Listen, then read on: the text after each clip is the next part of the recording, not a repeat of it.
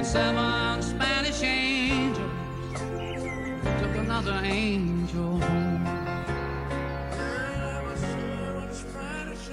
Hey, I'm Willie Nelson, and you're watching HempRock TV.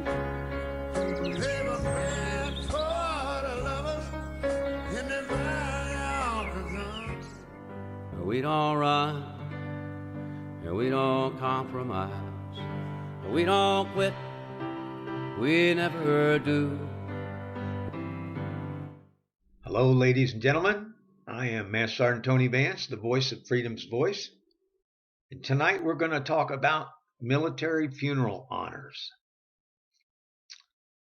I saw an op-ed piece in the St. Louis Post-Dispatch a few years back, where a columnist was disparaging the idea of military honors for most veterans. Columnist Bill McLennan, in his column, said that most veterans just did their jobs and did nothing heroic. That veterans organizations should provide these services and not the government. That veterans organizations do these funerals, and if a veteran wants a military funeral, he should join one of those organizations. His reasons, besides the insult that these veterans did nothing special, are that the government is broke and can't afford doing these funerals for every soldier who served honorably. He is adamant that most veterans did nothing heroic and therefore are not deserving of these honors. He says veterans organizations should do these funerals, and if a veteran wants a military funeral, as I said before, he should join one. Now, first of all, having been a VFW on the funeral detail for a few years, I can tell you that it is a necessary duty,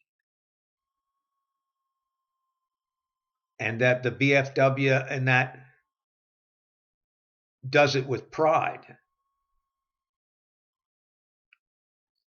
The rightness of doing these funerals is not in question, and the cost is negligible and a pittance when stacked aside the veteran and his family, what they might have sacrificed during the veteran's service. Indeed, we honor not only the veteran's sacrifice, but that of his or her family. We recognize and honor the family's loss, and I cannot begin to measure the gratitude expressed over and over by families when you do these funeral details. However, not every post has a funeral detail, and not all veterans join these organizations. Still, we do funerals for veterans who are not members on a regular basis.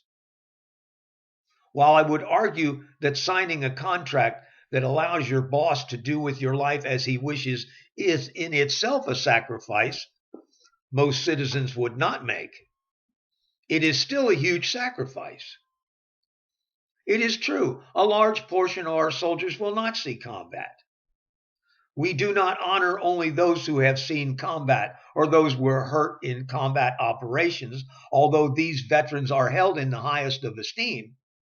We honor all who are willing to make the ultimate sacrifice. When they sign on their paper, they say, yes, I am willing to die for you. That in itself is a huge sacrifice.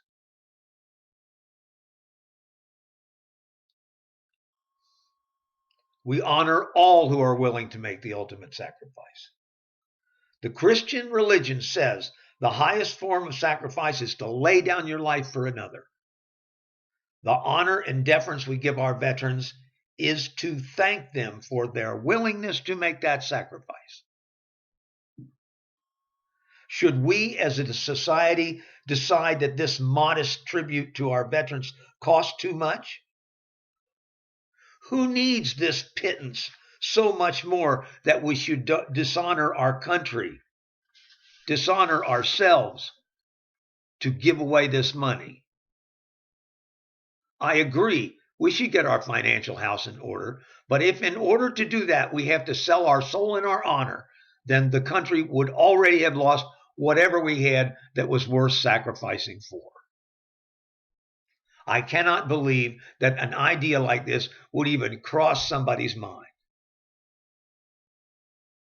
That we are so hard up in a semi-difficult financial time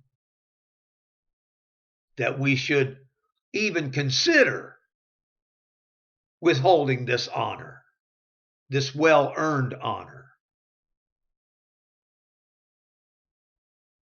Someone needs to whack his pee-pee. That's it for this time. See you next time. Hi, I'm Willie Nelson, and the Willie Nelson Teapot Party and I endorse Veterans for Medical Cannabis Access. Just roll me up and smoke me when I die.